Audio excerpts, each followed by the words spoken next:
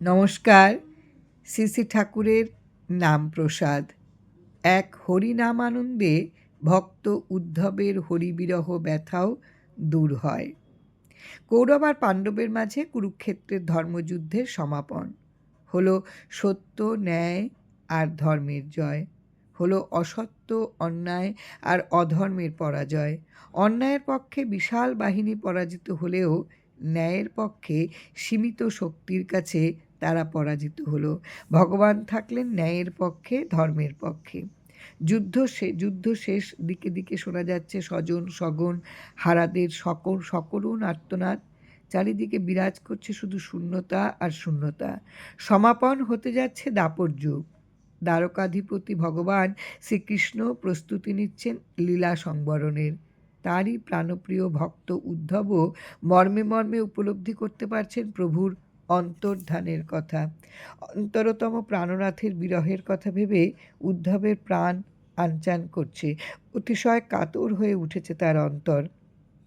তাই ব্যাকুল প্রাণে তিনি ছুটলেন প্রভুর কাছে এবং ছুটে এলেন তার কাছে। এসেই লুটিয়ে পড়লেন শ্রীহরির চরণতলে।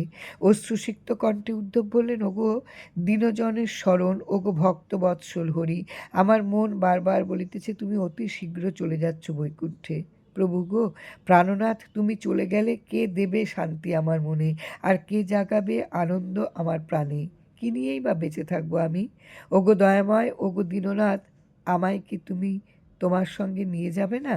তোমার বিরহ জ্বালা কি অসহ্য, তা কি করে বোঝাবো তোমায়?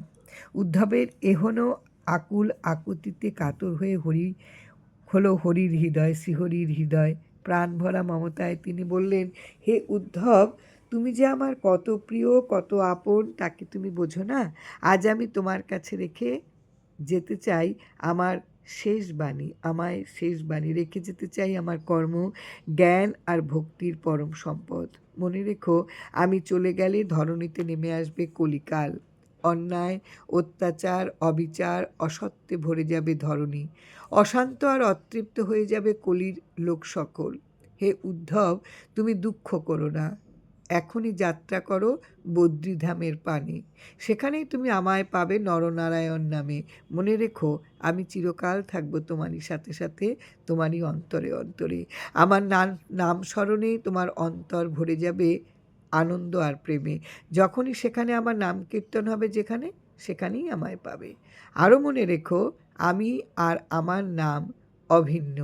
এ নামের মাঝে আমি আছি এবং থাকবো চিরকাল। প্রাণের ঠাকুরের এই অভিনব বাণী শুনে হৃদয়ানন্দে উদ্ধব আবার লুটিয়ে পড়ল শ্রীপদযুগলে। অবিরল ধারায় বহে নয়নের জল, ভেসে যায় প্রভুর চরণতল। ভাবানন্দে উদ্ধব মূর্ছিত প্রায়। ভক্তপ্রাণের আরতিতে ভগবান প্রাণ বিগলিত না হয়ে কি পারে ভগবানের? পরম আদরে তিনি বলতে লাগলেন, উদ্ধব, উদ্ধব, ওঠো, ওঠো। মনে রেখো, তুমি আমার সমগ্র হৃদয়ে জুড়ে আছো এবং থাকবেও চিরকাল। তোমায় আমায় বিচ্ছেদ হতে পারে না কোনো কালে। ওরে ভক্তের তরে ভগবানের এ কি দুর্লভ মহিমা! ভক্ত জুড়ে থাকেন ভগবানের প্রাণে। এর চেয়ে আর বড় করুণা কি হতে পারে? প্রভুর করুণা ঘন আশ্বাস বাণীতে উঠে দাঁড়ালেন উদ্ধব। শ্রীচরণের পাদুকা যুগল তুলে নিলেন আপন শিরোপরি। শুরু করলেন শ্রীহরিকে প্রদক্ষিণ। কতবার প্রদক্ষিণ করে তিনি যাত্রা করলেন বদ্রীধামের পানে। ভারাক্রান্ত হৃদয়ে চলেছেন তিনি, কিন্তু সামনে যে চরণ চলে না। তবুও এগিয়ে যে যেতে হয়, এটাই যে রীতি। উদ্ধব এক এক পদ যান, আবার পেছনে ফিরে ফিরে তাকান। এভাবে একটু যান, আবার ফিরে দেখেন শ্রীঅঙ্গের অপরূপ রূপ। এভাবে এগুতে চলতে চলতে একসময় সব কিছু চলে যায় দৃষ্টির অন্তরালে। কিছুকাল পর শ্যামসুন্দরের সুবর্ণ কান্তিও চলে গেল তার দৃষ্টির সীমানার বাইরে। ওরে, এ চর্মচক্ষুতে অদর্শন হলে কি হবে? এরপরই তো ভাবচক্ষুতে প্রাণ গোবিন্দ দর্শনের হয় শুভ সূচনা। চর্মচক্ষুর অগোচরে চলে গেল শ্রীদেহ, আর অমনি তার আনন্দ মূর্তি জেগে উঠল ভক্তের মানস পটে। এবার উদ্ধব এক পা করে এগিয়ে যান আর প্রাণে প্রাণে শ্রীগোবিন্দের আনন্দ নাম জপেন। তিনি বারবার নাম জপছেন, তার প্রাণে প্রাণে আর পরমানন্দে ভাসছেন। এ হলো হৃদি ব্রজধাম ব্রজেন্দ্র নন্দনের ভাব দর্শন পরশন। এই দর্শনই প্রকৃত দর্শন, চিরন্তন দর্শন, আত্মার মাঝে পরমার্থ দর্শন। উদ্ধব প্রাণে প্রাণে জপেন শ্রীহরি নাম আর অন্তরে অন্তরে দেখেন তার ভুবন মোহিনী রূপ। তিনি তন্ময় হয়ে প্রভুর নাম জপেন আর দ্রুত পদে সামনে এগিয়ে যান। কৃষ্ণ নাম জপতে জপতে কৃষ্ণানন্দে একসময় তিনি এসে উপনীত হলেন নরনারায়ণের মন্দিরে। প্রাণের উচ্ছ্বাসে উদ্ধব চিৎকার দিয়ে বলে উঠলেন, প্রভু, প্রভু, আমি এসেছি তোমারই আনন্দ মন্দিরে।